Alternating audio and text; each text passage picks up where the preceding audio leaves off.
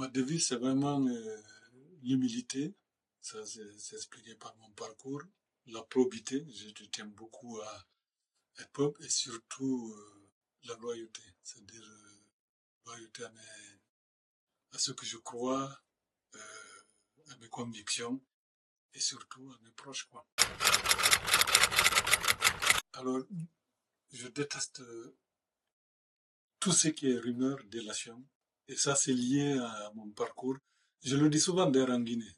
Même quand je passe à des émissions de télé, il m'est très difficile, moi, de citer quelqu'un, le nom de quelqu'un, sur la base juste d'une rumeur, d'une info. Je pense que ce pays a tellement souffert de délation, de rumeurs, que je déteste vraiment tout ce qui est délation, rumeur.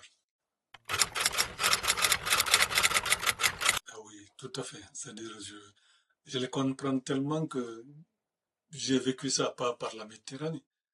Mais je sais que si vous n'avez aucune perspective, quel que soit l'attachement que vous avez dans votre pays d'origine, si vous n'avez aucune perspective, vous prenez le chemin de l'exil.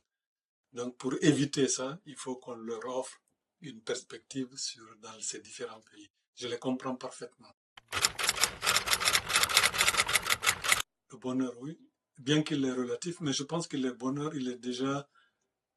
je pense qu'il faut, pour avoir le bonheur, il faut se contenter d'abord de ce qu'on a, de ne pas être trop ambitieux, c'est-à-dire beaucoup de gens ne regardent pas ce qu'ils ont dans l'immédiat et ils veulent avoir plus. Je pense que le bonheur commence par valoriser d'abord ce qu'on a avant d'aller chercher ailleurs.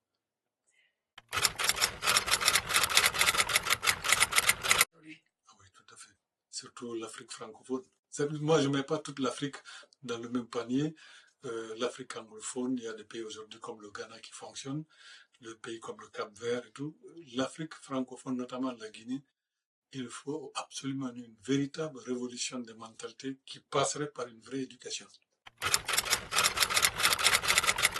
Oui, là, je suis un peu dans l'état d'esprit de Mitterrand. C'est vrai que j'ai peur de la mort, mais est-ce que c'est évitable? C'est parce que peut-être c'est pas évitable que j'ai peur.